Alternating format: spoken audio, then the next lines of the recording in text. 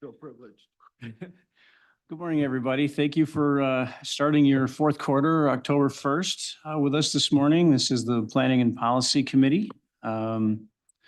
First item on our agenda this morning is opportunity for public comment. If you'd like to come and make a public comment, please come to the podium and you'll have 3 minutes to say what you'd like.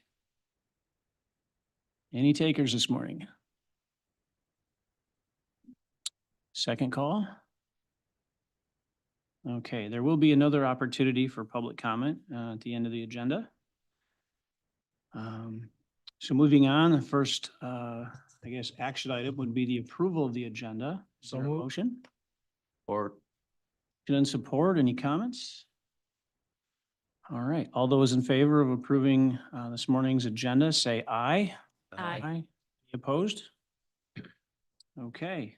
Second item is the consent resolution, which includes the approval of the meeting minutes from September 3rd, 2024. We have motion to Second. approve. Second. Any comments or questions? Okay, hearing none. All those in favor of approving the minutes, say aye. Aye. Any opposed? Okay. All right.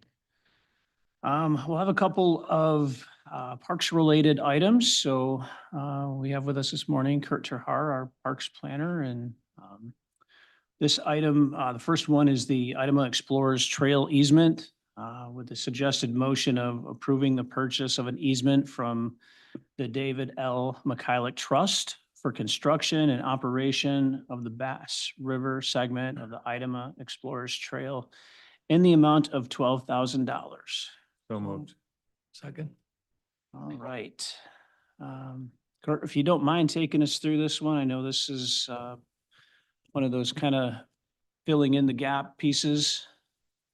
Exactly right. And we were just talking before, I'm coming to you every month or so with a new one because we've been working on these pieces. But the Bass River segment of the trail is going to be a great piece of trail because there's very little roads or other things crossing it, but most of it goes through the state property, which we have an agreement, and that's fine. But there are a couple spots we come outside of the state property, and there's a couple properties here that we're working on that would really help to have an easement to make the trail better and avoid some problems like we always do. Ditches and wetlands, we don't like to build trails there. So if we can get around those and make the trail better, that's what we want to do. So this is one of those. I anticipate another one maybe next month. That's right next door to this one. But for now, this is the one we think will work well for our trail.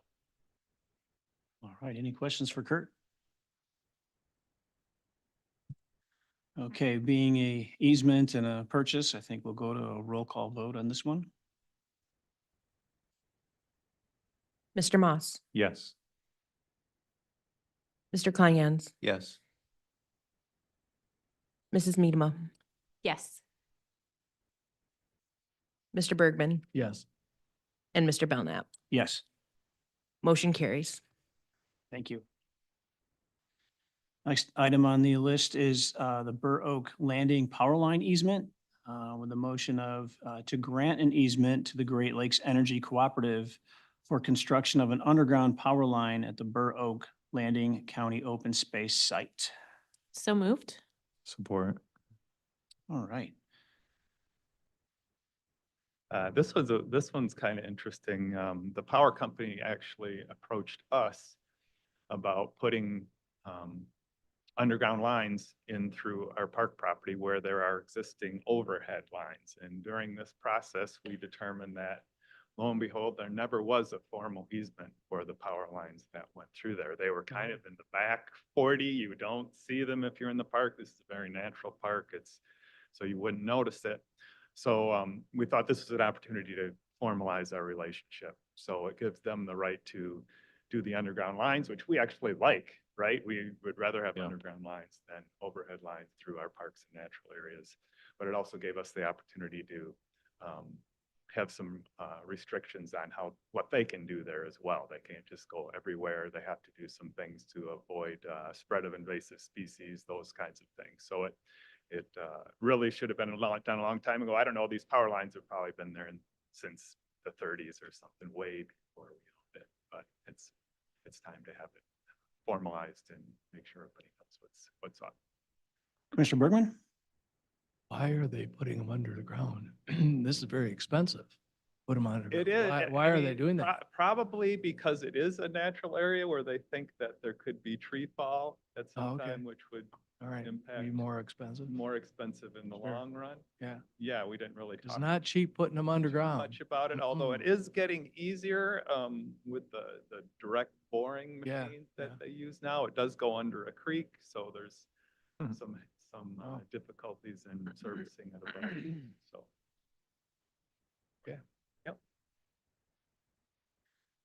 Kurt, I had a question. You mentioned, spreading of invasives. Is there, as time moves on, we're learning, especially in, tree maintenance, arbory, those types of things. Is this like new standards that, we're writing into our easements so that we're managing?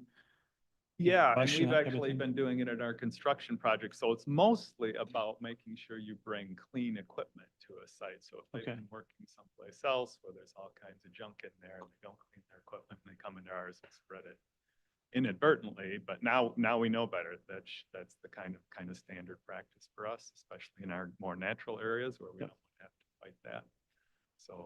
So yeah, I think the standards we actually put in there, standards that the state of Michigan uses in some of their state parks and forests and stuff like that. So it's becoming more standard. I know from my personal experience, sassafras, seems like it, we move it around, we cut it down, and next thing you know, it's growing somewhere Oh, else. there is some stuff yeah, it doesn't take much and you can start something. Any other questions for Kurt? Yeah, I just wonder, Kurt, is the bridge open now on Green Street? Absolutely it is. So the trail is complete? It's not complete yet, but No, it's not but you complete. can bike all the way through there. Well, you can, but you have to go on Yes, on the road part of the the road. Yeah. So the piece west of the Stearns Bridge will be paved this week. It's supposed to be done, Okay. being paved, so that part is open and that people are using it. They Mhm. use it before it's really ready. Yeah. The new completion date is November 13 or something like that. So they are finally making good progress. It was very slow.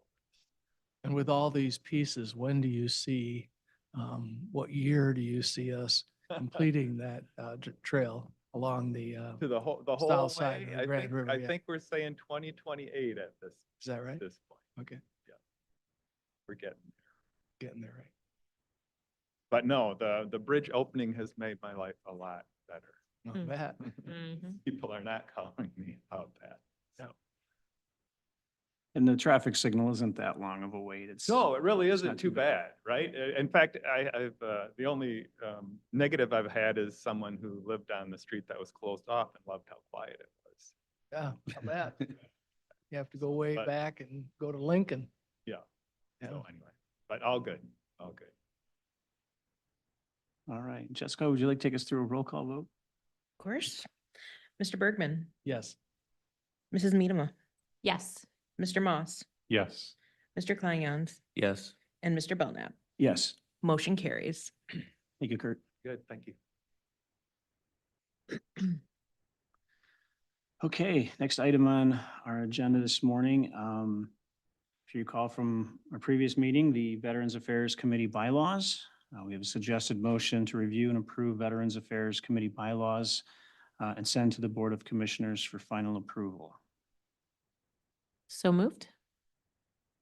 Second. All right. Morning, Jason. Happy new fiscal year, everybody. Yes. True.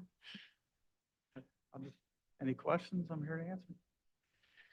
Yeah. Is, Commissioner- we make just a corrections quick from the- question, Jason, is the only change that took place was our recommendation on that section 4? Is that the only thing that went back to your committee, was voted on, and then came back to us? Yes, ma'am. Okay.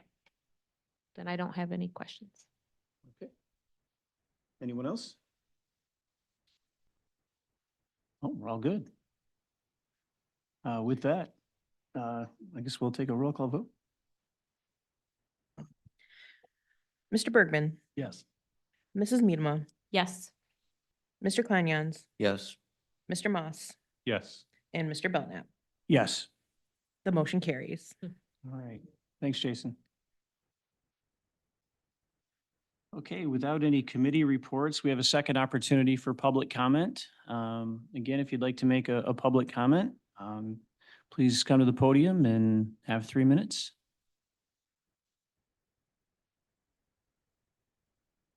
Okay, second call. All right. With that, an 11-minute meeting, that's pretty good. Thank you, everybody, for starting your October with us. This meeting's adjourned.